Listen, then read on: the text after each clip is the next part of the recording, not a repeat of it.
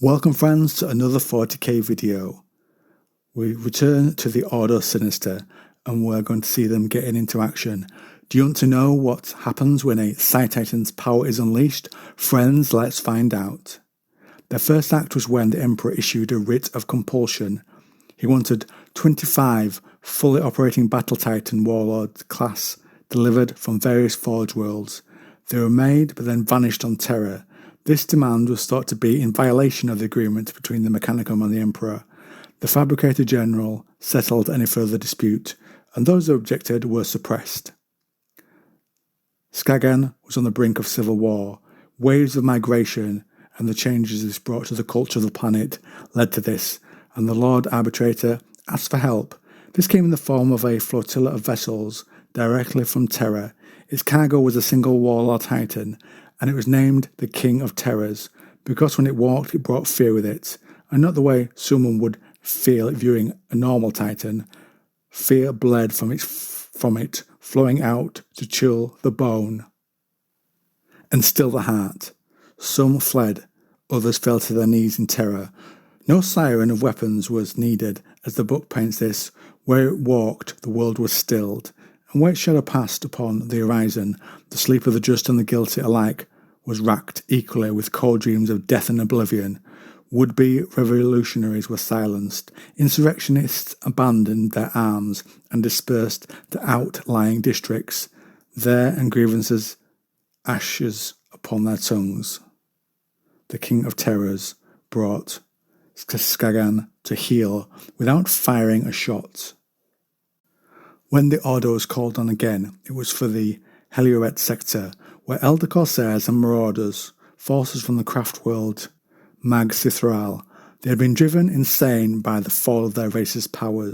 It had given them a deep hate for all other races, and they unleashed strange synthetic plagues that fused their flesh into blooded crystal, and fractured moons and orbital stations to tumble down upon the worlds below.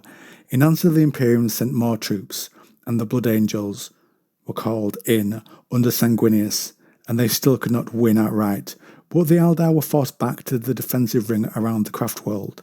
The Blood Angels Primarch was preparing an attack when a writ of terror and a dozen black ships arrived, and inside the Titan conveyors were warlords of the Ordo Sinister.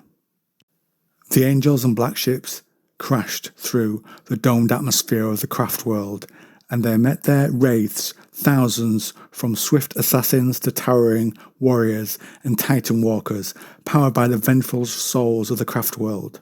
Their weapons rent the air with distortion, tearing Astartes ships from the sky, and the colonnades and towers of the craft world toppled under the shell and missile fire.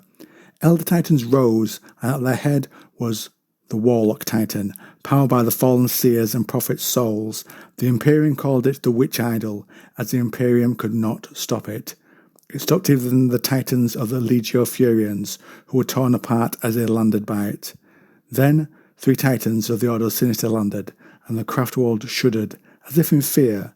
Like any Titan, they fired lasers and rocket fire, and from their left arm spat silent darkness.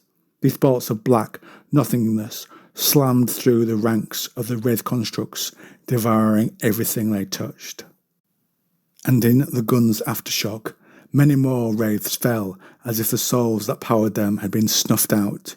The Elder Titans in grief fired pulse lasers, and the Witch Idol, not lightning, but its coruscating wave of destruction, was suddenly met by an ice-white blaze of force emanating from the god engines of the Ordo Sinister, and shattered.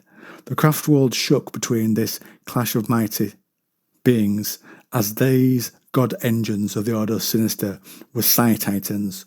For 3 hours they fought as they unloaded on each other.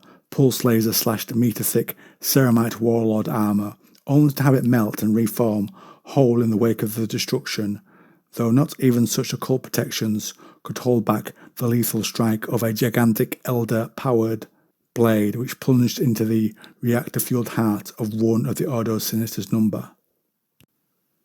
Ghost-like hollow fields flickered and shuddered as the Elder Titans danced the dance of death and impossible grace, and fusillades of screaming rockets found only empty air, but even such mastery of speed and confusion could stop the ravaging darkness of the Warlord Sinister's baleful primary weapon. Slowly but surely for the Elder Titans, 4 became 3, became 2, became 1, and then only the wounded witch idol beset still by 2 of the Ordo Sinister's warlords.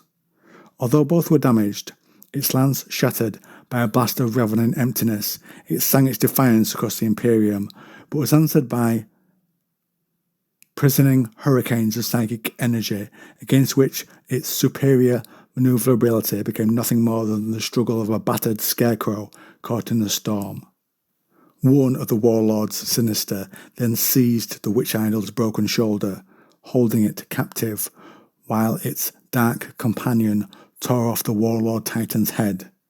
With the witch idol's destruction, it was as if the soul of the craftworld had died as well. Lights flickered and died across the ruined craftworld.